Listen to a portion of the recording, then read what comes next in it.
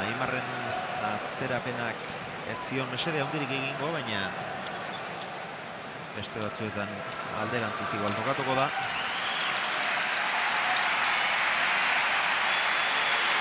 Hogeita bat eta 7, Olaizolaren azken sakea.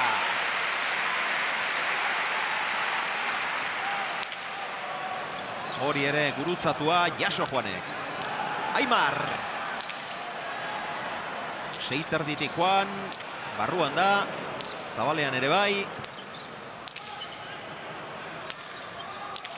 Olaizola. Ezker Ormarantz.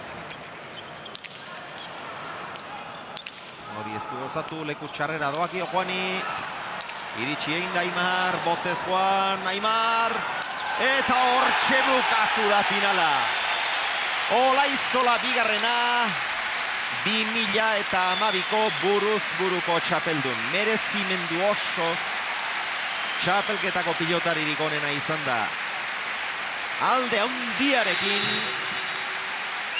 oinatz bostean utzi zuen eta 7-7, 7 eta 5 galtzen joan da gero.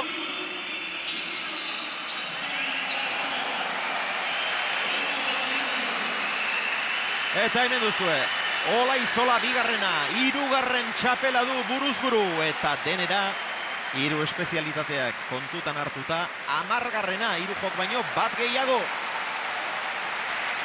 Eta buruz ari naiz, baina urte terdian 5 final jokatu dira, berak 4 jokatu eta 3 txapel irabazi ditu, marka latza. Eta binakakoa, gainera azkenengoa, ja dena bideratuta zeukatela, Mikel Beroitzen eskuko minaren gatik eta... Eta lehen urteko finala buruz xalan kontra bideratuta tokean baina atzen galdu intzik baina. Bera izan da binakako pelotaririk onena. Pilotako gora berak dira horiek, 3 joren kontra 2005an berriz ia galduta zeukala buelta eman zion berak eta 3 jo berak asko lagunduta, hori bai. Bozez txoratzen doa Aimar Olaizola. Lores